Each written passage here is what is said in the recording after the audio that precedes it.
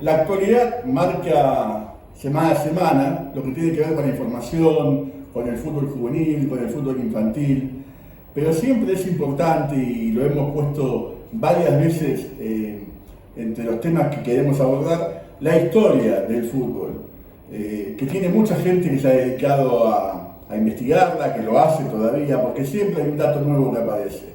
Y hoy tenemos el gusto de contar con la presencia de Osvaldo Orgazzi, un historiador que es de los que nunca dejan de buscar información, y tenemos el gusto también de juntarnos habitualmente a través de la biblioteca y en distintos lugares de AFA y charlar. Se nos ocurrió que era muy interesante tener la oportunidad de contar con Osvaldo. ¿Cómo estás? Buenas tardes. Bien, Leo, muchas gracias por esta invitación, y es un tema realmente muy emocionante, porque todavía no está muy bien investigado todo el tema de la historia de las divisiones inferiores, con lo cual es un desafío empezar a desarrollarlo, y creo que vos sos una persona justo para que después de esta charla empieces con todo brío a traer a la luz muchos secretos. Pero bueno, la idea un poquito es... Contemos que hace poco contarte. vos sos miembro de la Comisión de Historia de AFA.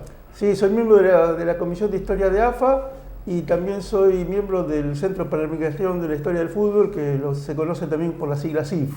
Bueno, hace un tiempo la Comisión de Historia de AFA organizó una charla muy interesante en el tercer piso, a la que tuve el gusto de ser invitado, y la verdad es que se escucharon temas muy interesantes, al menos para mí, que tienen que ver con los orígenes de la selección argentina, del fútbol argentino. Bueno, con este libro que ahora nos vas a contar sobre él. Y ahí se me ocurrió la idea, digo, tenemos que tener a Osvaldo contándonos el comienzo de lo que nosotros llamamos fútbol juvenil. La verdad que siempre se utilizó el término de inferiores, que es una palabra que no nos gusta tanto, pero bueno, históricamente fue divisiones inferiores.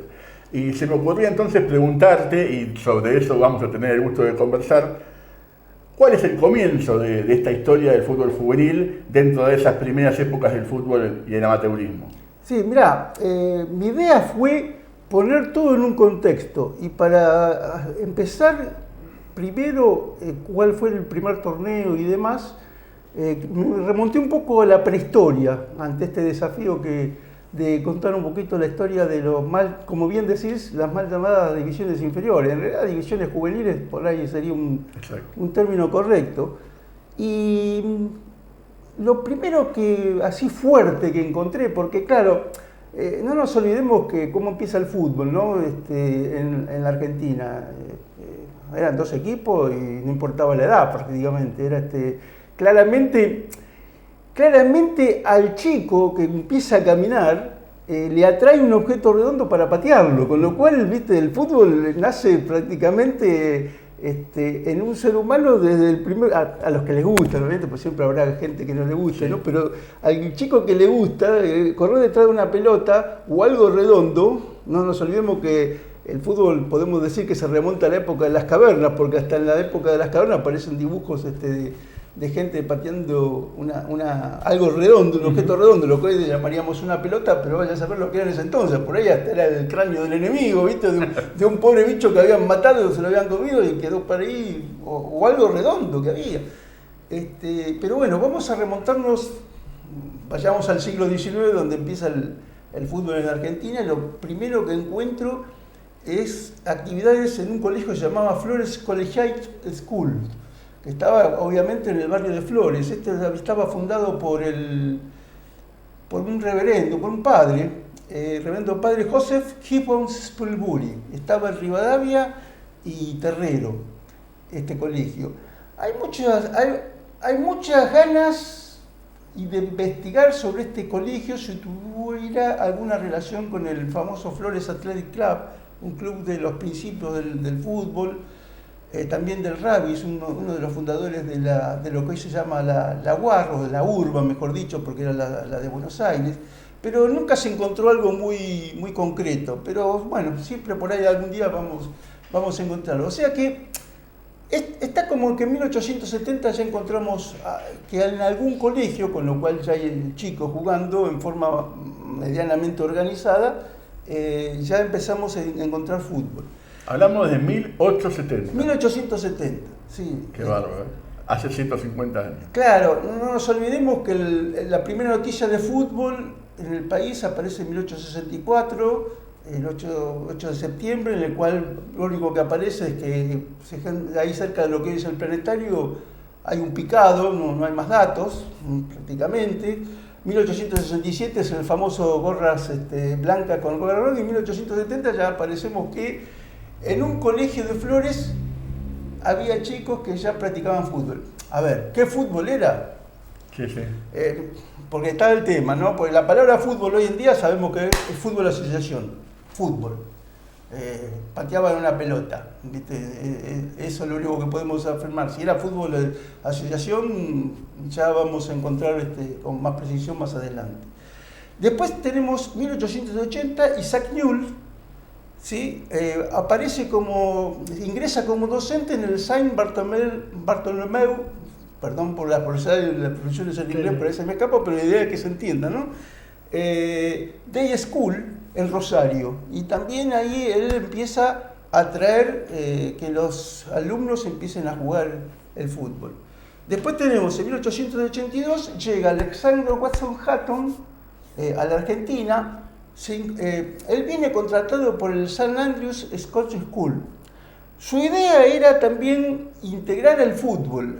La persona venía del Reino Unido, más particularmente él era escocés, ¿sí?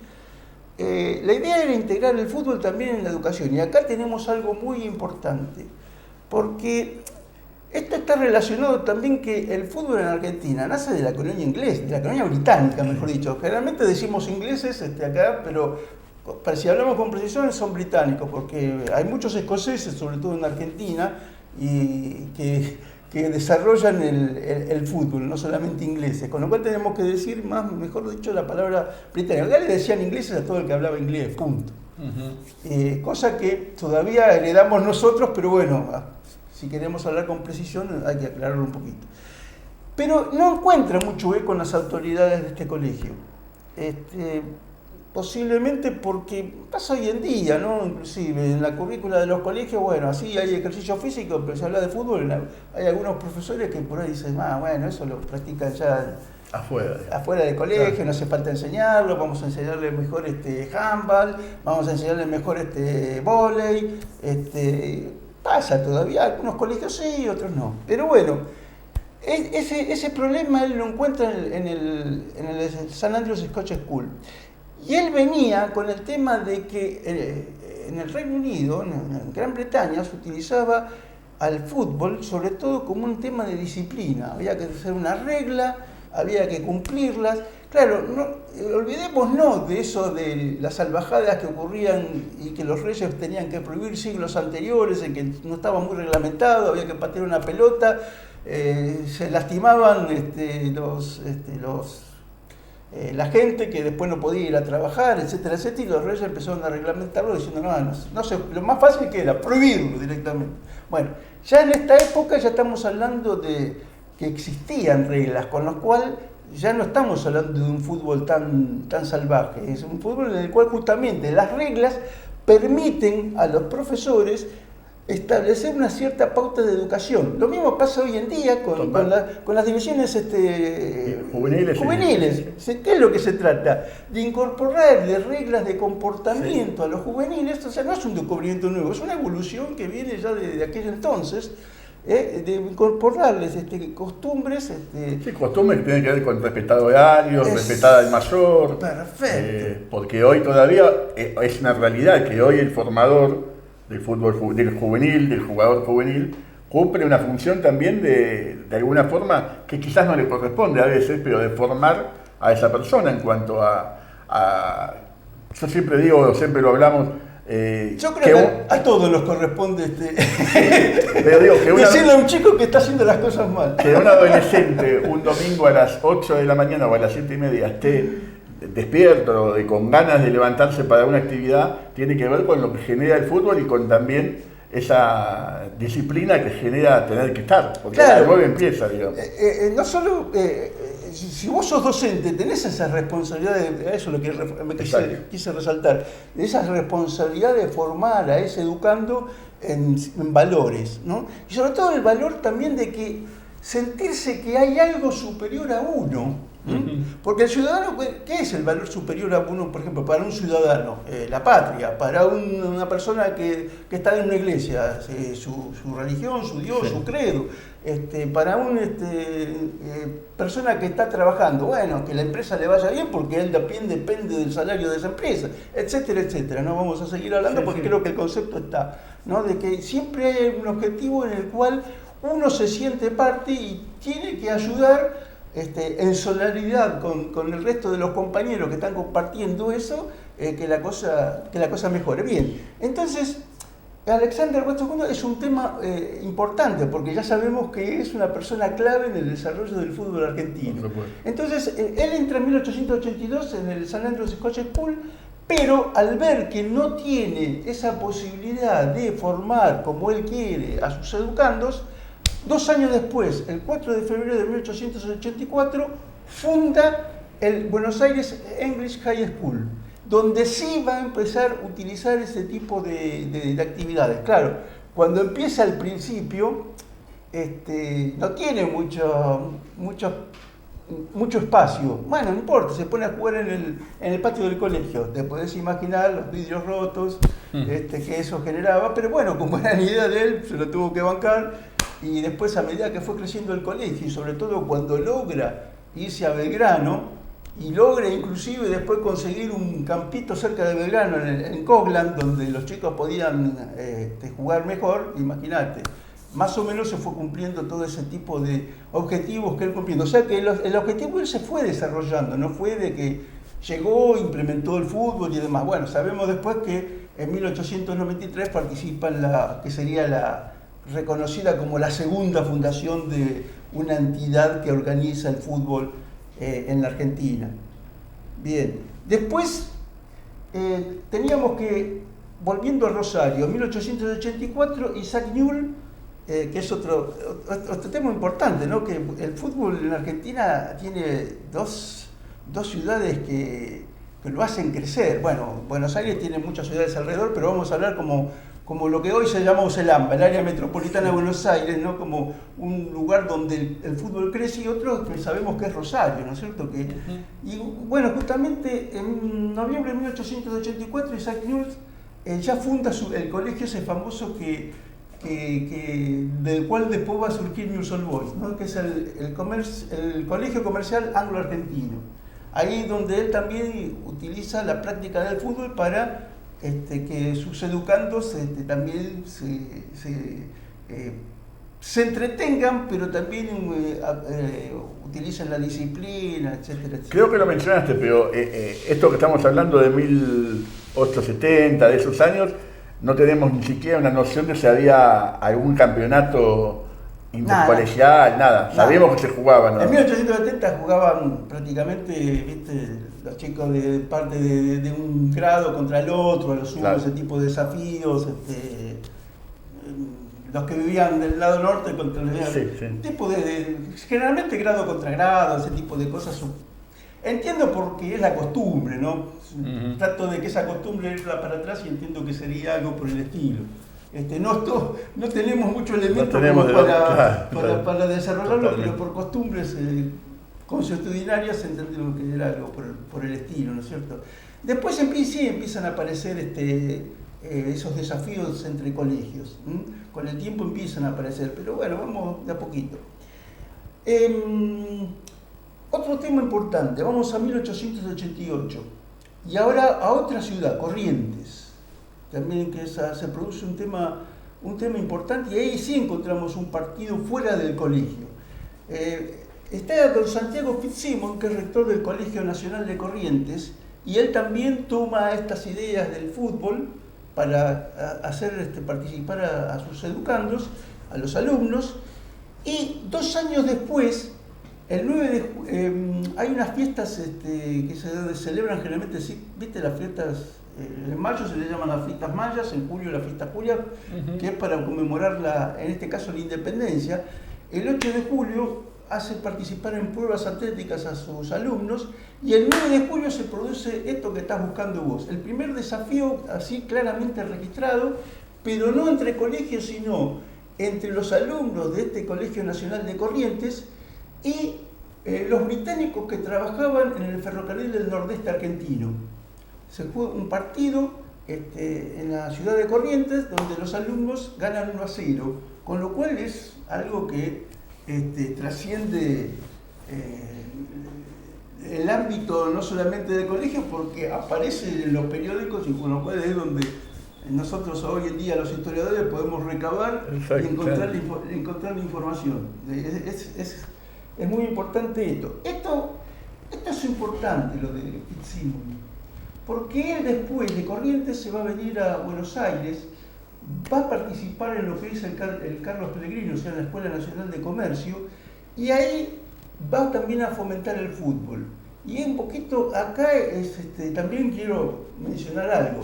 Justamente muchos de los primeros fundadores, tanto de River como de Boca, algunos, no digo todos, formaban parte, eran estudiantes de este colegio, y por lo tanto podemos decir que algo de este trabajo que hizo Fitzsimons ayudó un poco como para que la fundación por ejemplo, de estos dos clubes tan importantes se fuera empezando a materializar, ¿no? Porque esto se produce un contagio, los alumnos empiezan a jugar, las sucesivas promociones que siguen, etcétera, etcétera, también se promueven. O sea que, de alguna manera, hasta podemos decir que en las entrañas de lo que es el Colegio Carlos Pellegrini se empieza a gestar, está bien, con mucho más cosas que pasaron después, pero se empieza el embrión para gestarse lo que hoy es el superclásico del fútbol argentino, o sea que también nace de estas divisiones juveniles de alguna manera, claro, porque los chicos se enfrentaban ya de chicos. Estamos hablando del Carlos Pellegrini de Recoleta. Lo que sería el Carlos Pellegrini. Claro, en el Mateo de Alvear y el Colegio Nacional de Comercio, la Escuela Superior de Comercio. La Escuela Superior de Comercio, exactamente. Bueno, o sea que, claro, justamente Fitzsimons es el que estuvo en Corrientes, después viene a Argentina. Y entre sus alumnos había una persona que es muy importante, también aclaremos desde el punto de vista no solamente de la historia del fútbol, sino de la historia de la educación, muy importante, como era Romero Brest, una persona que luego se dedicó a ir introduciendo la educación física en muchos colegios y se dio cuenta de que hacían falta profesores de educación física, porque una cosa es, bueno, que un profesor tome horas de cátedra y le empiece a enseñar, pero otra cosa es saber del tema. Sí. Entonces esta persona fue muy importante para ir desarrollando después esto. Como ves, todo se va encadenando, todo tiene un germen y se empieza a encadenar e inclusive se empieza a abrir, ¿no es cierto?, con distintos temas. 1891, otro tema importante, ¿no? Se funda el Lomas Academicals. Lomas Academicals lo funda una persona que se llama Mr. White Hayward, viene de la Universidad de Londres, y de este colegio va a surgir el primer gran campeón del fútbol argentino, que prácticamente domina todo el siglo XIX, que es el Lomas Athletic Club. Nace prácticamente como al principio se llamaba Lomas Academical Athletic Club, después se transforma en el Lomas Athletic Club, y curiosamente vuelve a surgir otro Lomas Académica, con lo cual a veces se crea la confusión y muchos atribuyen de que uno era el segundo equipo del otro, cuando en realidad cuando este campeón, el Lomas Athletic Club, se desarrolla, en realidad ya era un club aparte del colegio, y el colegio sí toma este Lomas Academicals como su equipo representativo. O sea que acá tenemos algo importante. De este Lomas Athletic Club va a venir Chevalier Boutel. Chevalier Boutel es el creador del libro que vos tenés acá, fue el diario de la Copa Competencia, algo que, otro desarrollo importante, empezar a jugar con uruguayos, empezar a jugar con rosarinos, etcétera, etcétera, no que el fútbol solamente sea porteño. Pero volvamos a lo nuestro, que son las divisiones juveniles. Pero ya tenemos temas importantes, ¿no es cierto? Vemos que aparecen tres apellidos importantes para la historia del fútbol: Alexander Wasserman, y está relacionado con las divisiones juveniles; Isaac Newell's, y está relacionado con las divisiones juveniles; y Chevalier Boutel, que también está relacionado con las divisiones juveniles. O sea que, como padres, en las divisiones inferiores, digamos que tiene 3 padres de lustre, ¿no es cierto? Padres bien ilustres. 1893, y esto es, ya viene un poquito que lo que yo te decía de Simons, ¿viste? El tema de que estuvo en el Carlos Pellegrini, pero aparece el Instituto Nacional del Caballito. Está bien, esto después no tendrá mucho que ver ya con el fútbol organizado, pero aparece una persona que se llama Pablo Pisurno, y consigue un campo de deportes en lo que hoy sería el barrio Parque Chacabuco. Entonces vos la vas a encontrar como Caballito, a veces como Flores, pero en realidad tampoco está en el medio del parque, sino está a un costado de lo que sería el parque. Y ahí empiezan a aparecer desafíos también entre escuelas, ¿no es cierto? O sea que esto que vos estás diciendo se fue fomentando. Si buscamos con lupa en algún diario, por ahí encontramos algunos de estos desafíos que vos me preguntaste.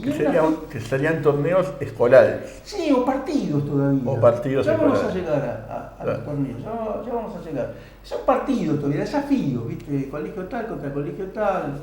Ya se está jugando fútbol asociación porque aquí hay que cumplir una norma general. Y los diarios de esa época los reflejan como un acontecimiento social, digamos. Sí, a veces, para aquellos diarios de la época, mirá, a veces es frustrante.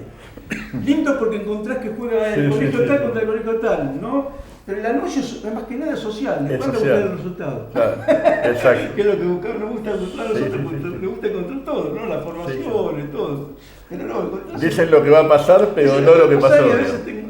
A ver, si el partido consideraba que era importante, sí, mandaban, imagínate, tenían que mandar un periodista a cubrir el hecho o recibir la información de los mismos colegios para ver el resultado, la información y todo. Entonces, ¿era importante para la época publicarlo en un diario? No, claro. Por ahí no era importante, por ahí sí. Entonces, cuando encontramos algún resultado, alguna formación, pero eso explica un poquito el tema, ¿no? La buena voluntad, ¿cuál era? Y bueno, vamos a anunciar el partido para que vaya gente. Una vez que se concretó el partido, ya un poco, ya se había cumplido el objetivo. No se había cumplido el objetivo para que 100 años después nosotros los que consumimos ese tipo de noticias queremos saber todo, ¿viste? Pero vamos a una fecha importantísima, muy importante. Y esto todavía no estamos en el fútbol organizado, pero va a ser importante para el desarrollo del fútbol y para el desarrollo de muchos de los clubes que hoy son clubes representativos en el fútbol argentino. 18 de abril de 1898. El Ministerio de Justicia y Educación Pública, a cargo del doctor Luis Velázquez, dicta un decreto que hace que los colegios nacionales tienen que desarrollar un club atlético. Tienen que desarrollar ejercicios físicos, entre ellos el fútbol. Y esto es fundamental. A partir de acá, es como que en cada colegio nacional se va a empezar a crear algún equipito, van a empezar a jugar, y muchos de estos surgen de ahí. Claro. Sin ir más lejos, el Club Estudiantes, uno de los pioneros del fútbol, también me ha decidido hoy no está jugando en primera, no el de La Plata, sino el de Estudiantes que hoy está en la sede en Devoto y en la cancha en Casero. Pero es un club importantísimo para la historia del fútbol. Ajá. A ver, los mismos chicos que estudiaban en los colegios, vos decís, de River y Boca, también están, gracias a esta ley, empiezan a poder jugar. Entonces se ve la importancia de este decreto, ¿no? El nombre de Estudiantes viene obviamente de ahí entonces. Y sí, porque eran estudiantes, entonces el nombre surge solo. Bueno, somos estudiantes, ¿qué nombre le ponemos? Bueno, estudiantes. Surge naturalmente. En cierto momento, Osvaldo, con esta historia que vamos narrando, en cierto momento usted nos decía que comienza a haber una organización de esos torneos o de esos partidos que se jugaban entre los alumnos. ¿Cuál es el primer dato que aparece? Vamos al fútbol organizado. Sabemos que tenemos una asociación del fútbol en 1891, por algún motivo que ahora no viene el caso porque estamos hablando de los temas. En 1892 no hay campeonato, se retoma en 1893, la AFA se reconoce a sí misma como fundada en 1893, y en 1899 surge la segunda división, Sí. ¿no? Que todavía no podemos decir que son las divisiones juveniles, pero ya empieza a haber algo. En 1800, resulta que había 4 grandes equipos en ese entonces: Belgrano, Lobos, Lomas Athletic y Lanús Athletic, que es un antecesor, digamos, no es el Club Atlético Lanús actual, que eran los más fuertes, digamos. Y había otros equipos que estaban de relleno, pero era como que no querían enfrentarse con ellos, porque era ir a jugar y perder por escándalo, cosas por el estilo. Entonces, lo que hoy es la AFA, en ese entonces, no los quiere perder. Quiere también agruparlos, tenerlos bajo su control. Reconoce que un torneo de 4 equipos no es, a todas luces, no es un gran torneo, pero bueno, hay que ir fomentando el fútbol y por lo tanto tener una segunda división luce bien. Entonces, ahí aparece Banfield Athletic Club, como uno de los equipos, ya el mismo, en vez de ir a primera, vamos a jugar en segunda división, que vamos a tener más chances de tener una competencia más acorde. Aparece también el Buenos Aires English High School, o sea, empiezan a aparecer los colegios. El Belgrano Athletic Club, con un segundo equipo, o sea que podemos decir que aparece en la reserva. Claro. O sea, fíjate vos el tema, ¿no? Empiezan a aparecer clubes que hoy diríamos que están en segunda o primera B, o hoy se llama Nacional B, pero bueno, suena muy ostentoso porque es simplemente del área metropolitana, podemos pensar como si fuera una primera B. Empiezan a aparecer mezcladas las reservas y empiezan a aparecer también los colegios. Esa es la primera reserva, obviamente es el término entre comillas que podemos... Claro, podemos empezar a decir que, claro, empieza...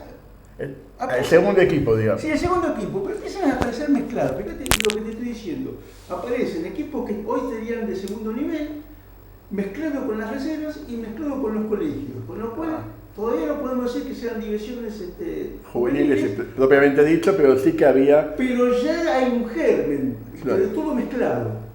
Ese es el torneo de 1899. O sea que podemos decir que el segundo nivel se crea en 1899. La condición es la lista que te estoy explicando. Jugadores que de los clubes más importantes tenían jugadores de sobra como para armar un segundo equipo. Había equipos que se sentían lo suficientemente no tan fuertes como para jugar en primera. Pero se daría, Osvaldo, que un chico de 17 años jugara contra un compañero de 30. Y sí, estaba mezclado. Ajá. Justamente estaba mezclado. Ese era el tema. Por eso, al año siguiente va a aparecer un nuevo cambio.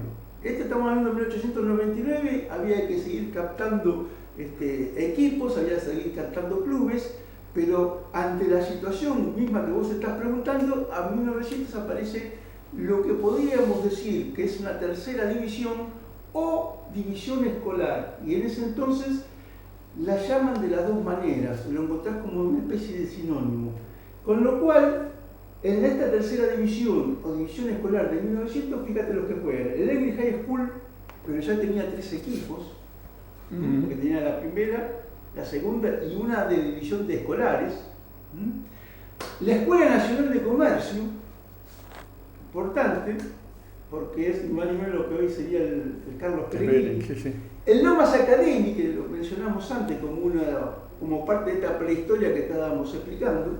El San Andrews Academy y el San Andrews Scotch School. ¿Qué es? Acá parece que fueran el mismo equipo con 2 nombres distintos, pero no. El San Andrews Academy es también una especie de escisión del San Andrews Scotch School. Lo mismo que el English High School, que uno de los profesores se va y funda un nuevo colegio. Con el San Andrews Academy ocurre lo mismo, pero casi como que conserva el nombre.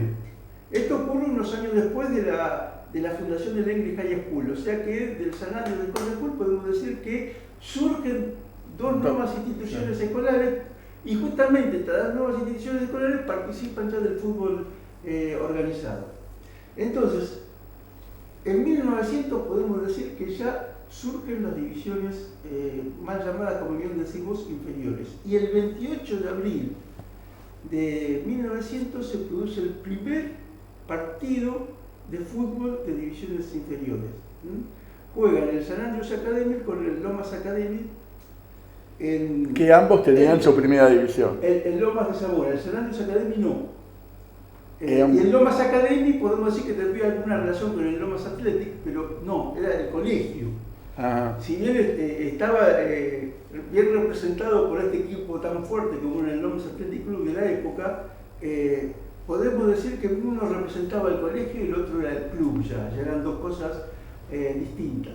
Pero lo importante es que el 28 de abril de 1900 podemos decir que se produce el primer partido de divisiones juveniles en Lomas de Zamora, que es otra de las grandes ciudades que el fútbol se desarrolla, ¿no? Porque había una colonia inglesa muy importante. Es interesante ver cómo es lógico además, ¿no? Justo al crecimiento en general de nuestro fútbol empieza a crecer esa necesidad de tener la cantera, digamos, la cantera de los jugadores. Diste en el clavo, porque justamente, fíjate que en un momento te dije que el Buenos Aires English High School tenían 3 equipos ya.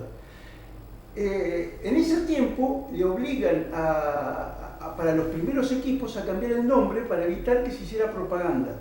Por un tema, viste, acá ahí el amateurismo todavía estaba muy bien, sí, muy fuerte. Entonces poner el nombre de una institución comercial no es, se dan cuenta, claro, que no entra en la lógica del amateurismo puro.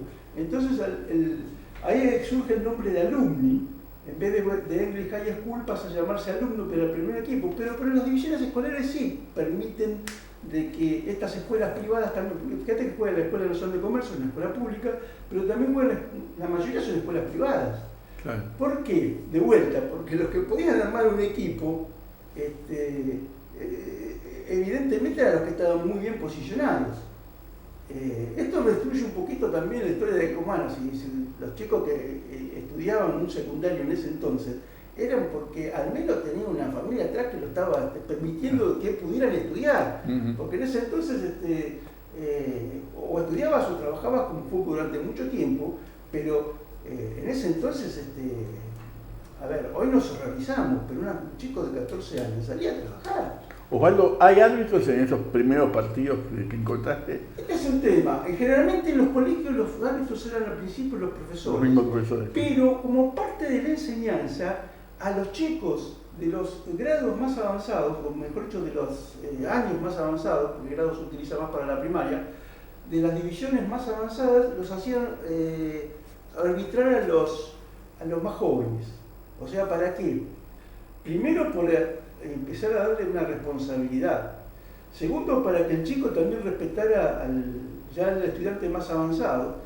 Y tercero, también porque de esa manera terminaban de aprender bien cuáles eran las reglas.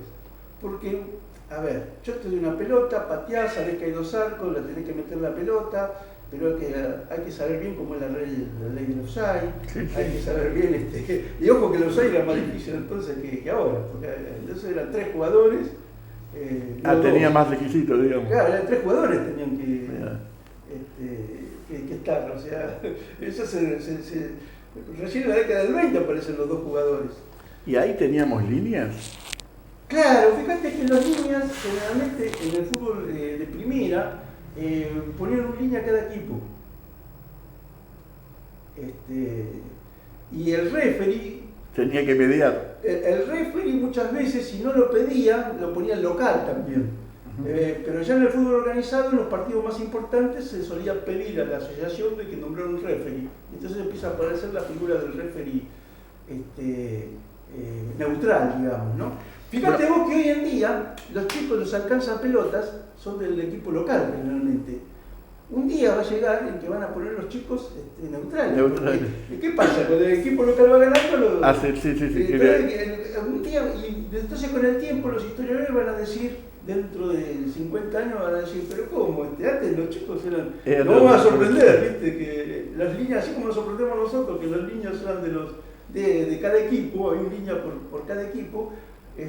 nos vamos a sorprender que nos alcanzan pelotas. Van a ser Eso va a evolucionar. No lo hablamos antes con Osvaldo, pero lo digo así en plena nota, ya te comprometo a una segunda parte, porque hay mucho por hablar y es muy interesante escucharte. Osvaldo, estamos entonces en ese primer partido, en ese que encontraste o que encontraron de una forma, de una búsqueda exhaustiva, imagino, porque no es un dato fácil. ¿Y a dónde vamos después? ¿Cuál es el siguiente paso? Sí, después, claro, fíjate que vos hay una división escolar, pero después los clubes ven que empiezan a jugar los chicos, también quieren hacer que los chicos jueguen. Sus chicos jueguen. Desde la tercera división se empieza a misturar entre escolares y el tercer equipo de los clubes que estaban en primero o el segundo equipo de los clubes que estaban en el segundo nivel. Entonces ahí empiezan a aparecer letras y números que no van a entender, ¿viste? Si estás acostumbrado a leer diarios de esa época, empezás a encontrar que aparece el número de un equipo, el número 1, el número 2 en romano o el número 3 en romano. Bueno, eso quiere decir el primero, segundo o tercer equipo. Y no está relacionado con el nivel donde está jugando, sino con el nivel dentro de la estructura del club. Claro, porque uno hablaba de tercera división en cierto momento, el que no tiene tanta experiencia en esto, y se piensa que es como una primera C de ahora, digamos. Nada que ver con eso. Sí, para hacerlo simple, lo decimos así, pero en realidad, nada, como bien decimos, nada que ver, claro. Es el tercer nivel de... Claro. Hay que contextualizarlo, ¿no es cierto? Y lo que te decía de los equipos, que por ejemplo, un equipo que jugaba en el segundo nivel y en el tercer nivel, pero no jugaba en primera, el del segundo nivel era el equipo 1. No, ese número romano no era con respecto a la división donde estaba jugando, sino el nivel dentro del club. ¿Y había algún ascenso si ese segundo equipo eso va salía a llegar campeón? Después cuando en la segunda parte. Va a llegar después cuando el primer que asciende. Fíjate que Banfield en 1899 decide por sí mismo anotarse en el segundo nivel, o sea que podía haberse anotado en el primer nivel. Entonces el tema es, y estábamos por el lado de que empiezan los clubes también quieren jugar en ese juvenil, pero claro, cuando aparecen los clubes y esto pasa a ser tercera división, ahí el tema de la edad se empieza a diluir. Si bien la mayoría es como que hay una mezcla, no sé si llamarlo retroceso porque tampoco es un retroceso, pero hay un cambio de reglamento, digamos. Y entonces se empieza a encontrar que la mayoría son juveniles, pero puede aparecer un jugador grande como que los está dirigiendo y formando parte del equipo. Eso cuando se deja de llamar escolar y aparece lo que sería la tercera división. Bueno, cuando hablamos de juveniles en esa época, estamos hablando de chicos de 15 años para arriba, ¿no? Va a llegar un momento en que se va a llamar a la división junior, que es lo que en el fútbol de FIFA se le llama, ¿viste? U17, sí. Under 17, o que nosotros decimos sub-17. Sí. Entonces vamos a llegar a jugar con los sub-17 y los escolares. Y en 1904 tenemos eso, los sub-17, ¿sí? Por un lado, lo que hoy podríamos decir que aparece el cuarto nivel, no, la cuarta división. La cuarta división. Pues si los contamos, viste que hay una primera, una segunda, sí. Pero y una especialmente para sub-17, que sería la cuarta división, pero en ese entonces se llamaba juniors, ¿sí? Y los escolares, ¿sí? Que podemos equipararlo de alguna manera, y eso es lo que hace la revista Pulgarcito. Dona una copa para que, la idea de la revista Pulgarcito era que en 1905 iba a entregar una copa con todas las luces, pero bueno, las cosas se adelantan, la asociación le dice, bueno, empecemos ahora, y se juega la primera copa de divisiones menores por eliminación, que sería la copa competencia, pero para chicos de sub-17. Osvaldo, para el que no conoce, la revista Pulgarcito era una revista dedicada a los chiquitos, a los niños, ¿no? Claro, es una revista, a ver, hoy en día existen también revistas dedicadas a los escolares, ¿no es cierto? Sí, una cosa así, pero claro, el tema es que, de vuelta, vamos al contexto de principios del siglo XX, que podía comprar una revista era porque en la casa había con qué comprar la revista. Claro. O sea, que nosotros estamos acostumbrados que hoy en día tenemos una clase media muy extensa que puede comprar una revista, al menos todavía hoy, una revista puede comprar para el chico, pero ese entonces eran muchos menos. Claro. Entonces, pero a la revista le interesaba también de que su nombre fuera conocido. Entonces, esta revista Pulgarcito entra en negociación con la asociación y como su objetivo era llegar al público, digamos, escolar, pone en juego una copa, logra convencer a la asociación que le acepte una copa.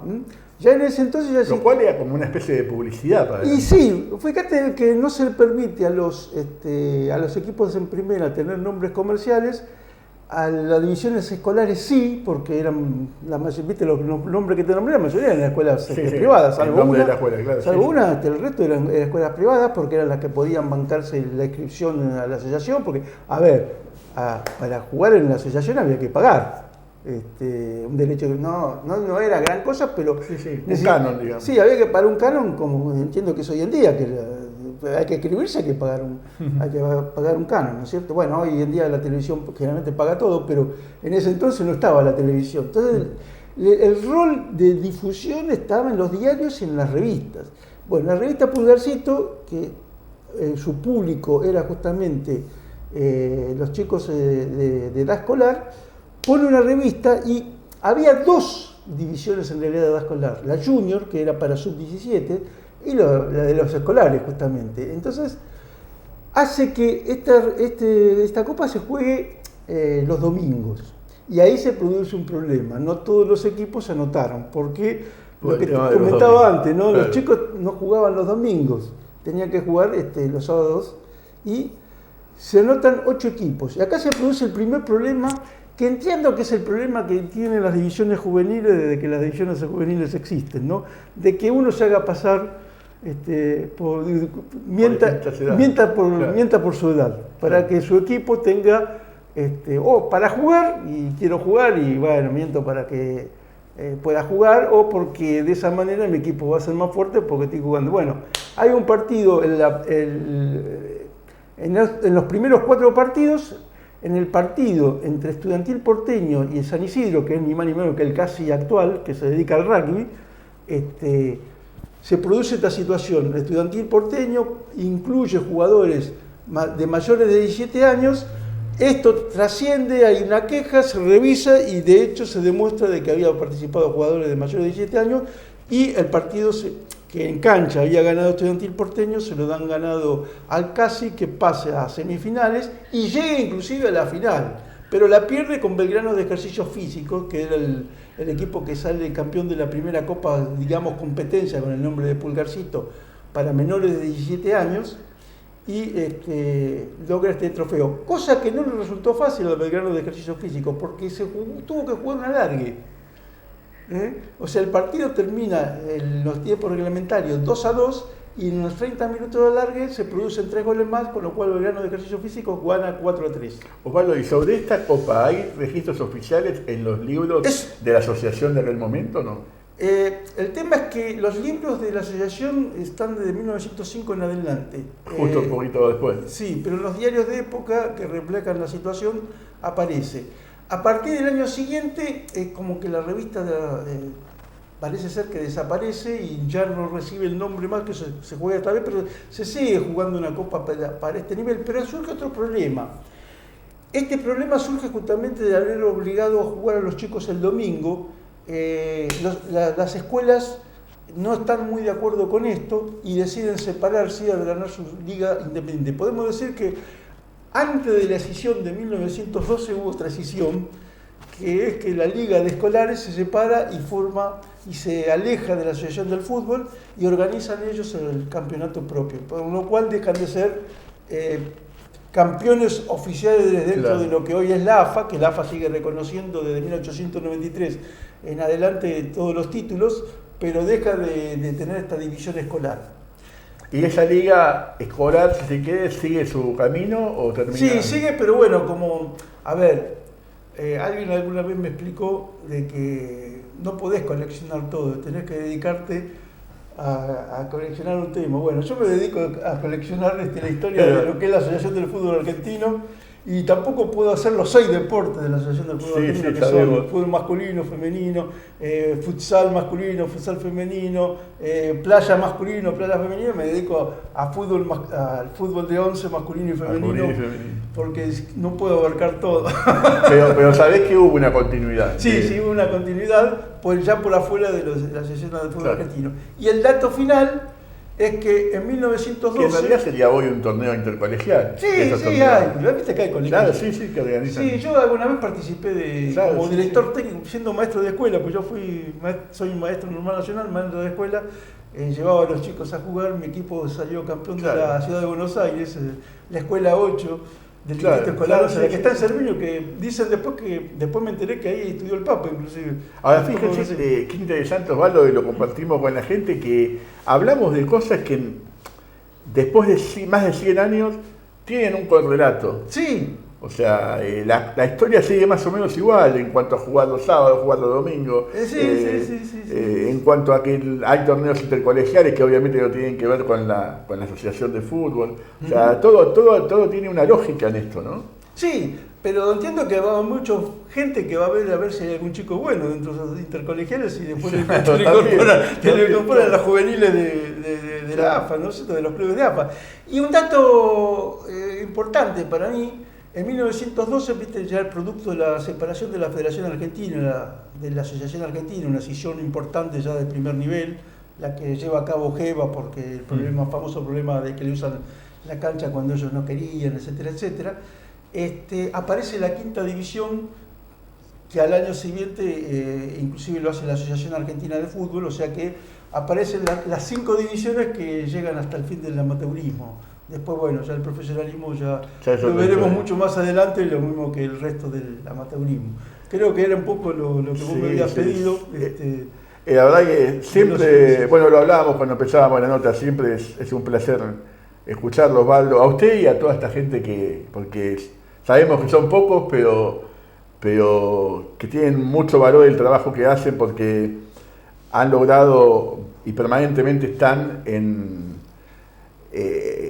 descubrir cosas que aún hoy están totalmente ocultas y que van apareciendo, ¿no? Me imagino que para ustedes cada dato es un bebé que aparece. Sí, ¿no? a veces hay datos que uno los festeja como el gol de su equipo favorito, el gol de la selección, ¿viste? En un partido importante, encontrar ese dato que venís buscando, a veces por tiempo, a veces por mucho tiempo, y encontrarlo porque hay que empezar a revisar no solamente los diarios más conocidos y reconocidos, sino que empezar a buscar diarios que el nombre no llega hoy en día porque se fueron perdiendo las ediciones y demás, y por ahí en las bibliotecas están escondidos, no escondidos porque lo quieran esconder, sino porque uno no sabe que están. Exacto. Y lo descubre, es un dato glorioso, digamos. Apasionante, al menos para las personas que nos gusta acercarnos un poco a la historia, el trabajo que hacen ustedes es apasionante. ¿Nos hablas un poquito de este libro?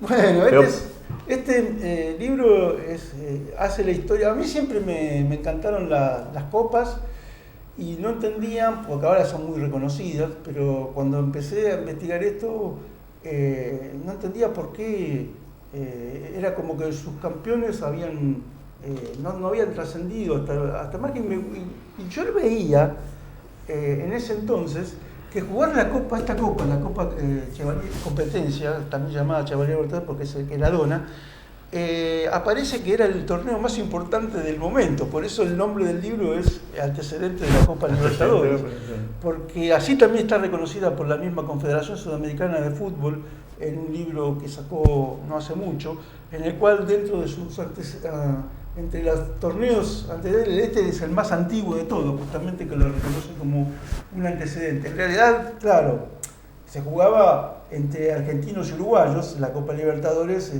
incluye no solamente los 10 países sudamericanos, sabemos que en algún momento también lo jugaron los mexicanos, con lo cual podemos decir que llegó hasta 11 países, pero realmente fue de ir descubriendo esto. A medida que iban encontrando los partidos, fue esa sensación que te decía, ¿no? Hubo todavía hay algunos partidos que faltan. Sí, muy poquitos son los que faltan, que no se encuentran en ningún diario, pero inclusive son inclusive de la época de 1919, porque una tremenda huelga gráfica impidió que algunos resultados surgieran. Algunos los pudimos encontrar buscando las memorias pocas que hay de los clubes todavía, que se conservan, y pudimos ir encontrando. Y quedaron muy poquitos de una fecha solamente, y de una fecha preliminar. Después el resto están todos, inclusive la idea de reflotar esta copa que se hizo en 1924 y llega, por eso llega el título, llega hasta ahí, porque en 1924, ante el brillante campeonato olímpico que habían logrado los orientales, la idea es hacer que muchos de esos jugadores olímpicos vengan a jugar acá a la Argentina contra el último que había ganado la copa, el Sportivo Barracas, que es el más oscuro de todos los que ganaron la copa local, porque muchas estadísticas inclusive habían desaparecido, y justamente yo quiero rescatar eso, ¿no? Que ahí la asociación lo reconoce como que es el representante fidedigno del fútbol argentino para jugar contra el Club Nacional de Fútbol, que tenía muchos jugadores olímpicos y que en ese entonces era un acontecimiento importantísimo dentro de toda Sudamérica, no solamente de Uruguay. Acá en Argentina se lo resaltó mucho ese título. Osvaldo, ¿dónde se pueden leer tus investigaciones? Sabemos que publicás en alguna página reconocida algunos datos. Sí, yo publico mucha estadística en la RCCF, es una página que a muchos han copiado muchas cosas. Y claro. Sí, sí. Sin citar la fuente, ¿no? A veces la citan, otras veces no. Pero y después, bueno, se fueron propagando.